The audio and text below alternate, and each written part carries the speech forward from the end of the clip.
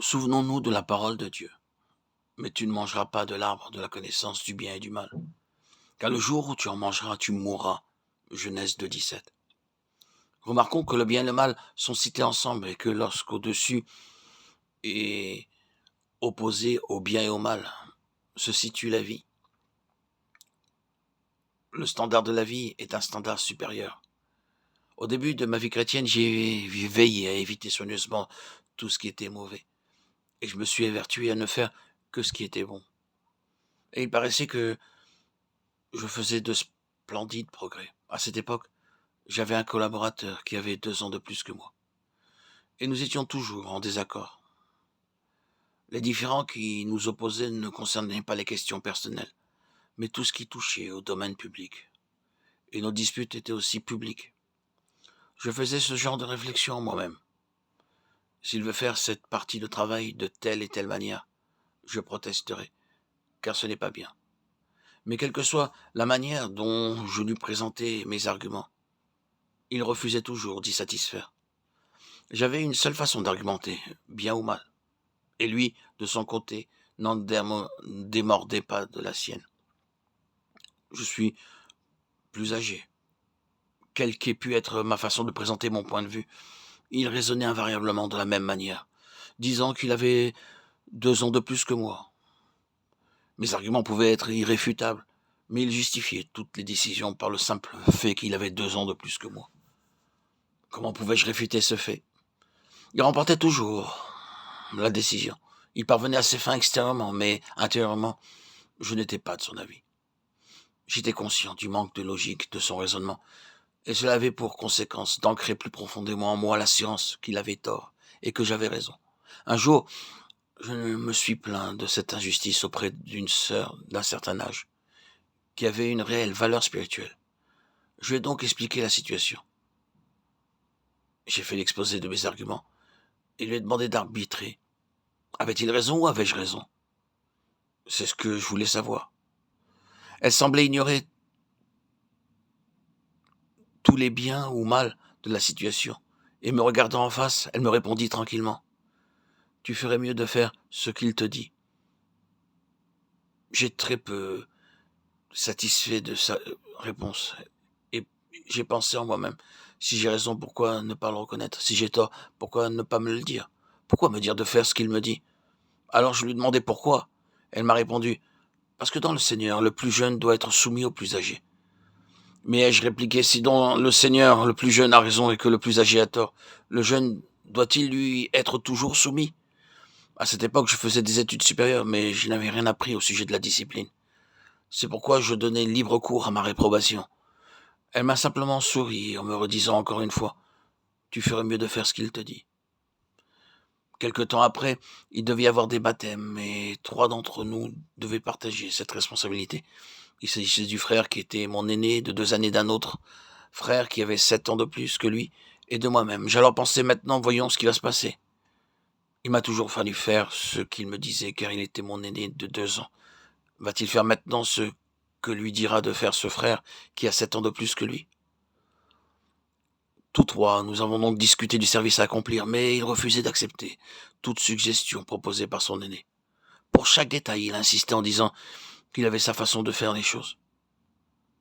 Finalement, il s'en sortit en nous disant « Vous deux, confiez-moi tout cela, car je pourrais très bien m'en occuper tout seul. » J'ai pensé quelle espèce de logique est cela.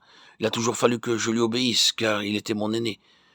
Mais lui-même n'a pas besoin de le faire à l'égard de son aîné.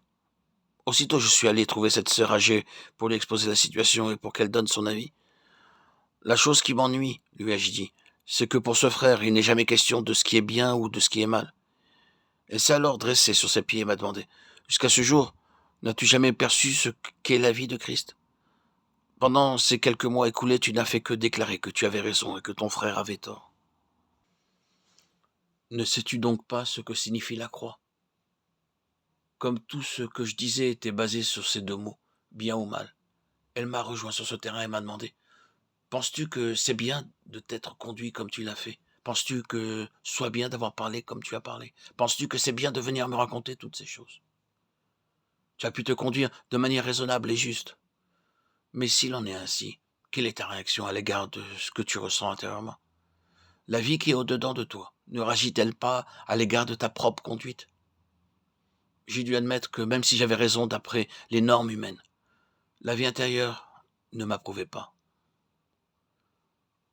Le standard chrétien ne s'applique pas seulement à l'égard de ce qui est mauvais, mais aussi à l'égard de ce qui n'est pas qu'extérieurement bon.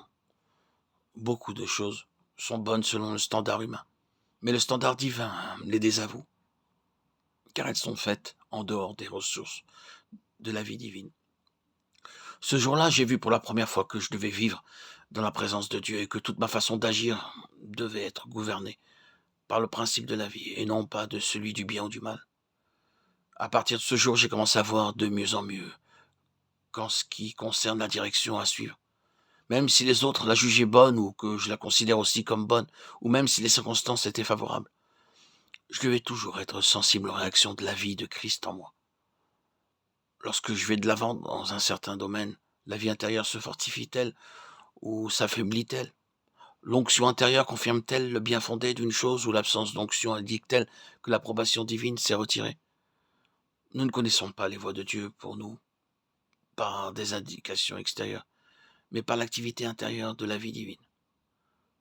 C'est la paix et la joie dans l'esprit qui montrent le chemin du chrétien. Un jour, j'ai visité un certain lieu et j'ai rencontré un frère de passage lui aussi, qui critiquait beaucoup ce qui se passait dans cet endroit-là. Il savait qu'il y avait beaucoup d'ouverture spirituelle dans ce lieu, mais il désapprouvait ce qui s'y passait. Il faisait souvent des comparaisons avec l'endroit d'où il venait. Pendant les 2 ou 3 mois où nous sommes restés ensemble, ces critiques ont fini par nous excéder tous. Un jour, il est allé trop loin. Je lui ai alors dit ceci: pourquoi ne fais-tu pas tes valises pour partir?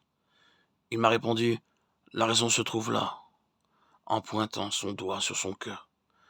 Chaque fois que j'ai fait mes préparatifs pour m'en aller, la paix de mon cœur est partie. Une fois, je suis vraiment parti. Je suis allé ailleurs pendant 2 semaines, mais j'ai dû demander la permission de revenir de nouveau. Frère, lui ai-je dit, peux-tu distinguer ces 2 manières d'être conduit? Celle qui consiste à être conduit par la vie et celle qui se limite à ce qui est bien ou mauvais. Oh, m'a-t-il répondu, j'ai essayé de partir de nombreuses fois d'ici et chaque fois j'ai fait la même expérience. Dès que je me suis apprêté à quitter ce lieu, il y a eu en moi une interdiction intérieure. Même si beaucoup de choses dans ce lieu ne sont pas justes pour moi, partir c'est tout aussi mauvais.